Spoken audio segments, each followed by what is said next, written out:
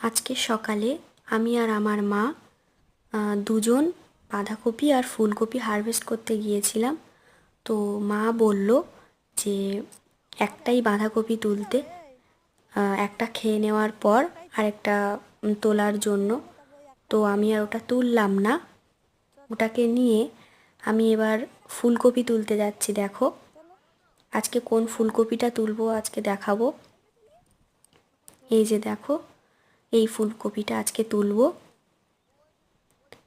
তো আমি এই ফুলকপিটা তুলে দেখো পাতাগুলোকে ছাড়িয়ে নিচ্ছি।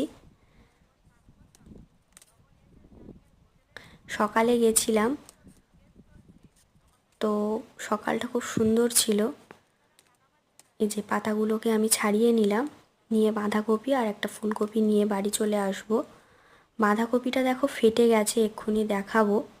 বাঁধাকপিটার পাতা ছাড়াচ্ছি, দেখো এই যে ফেটে গেছে, কারণ ওর বয়সটা অনেকটা হয়ে গেছে।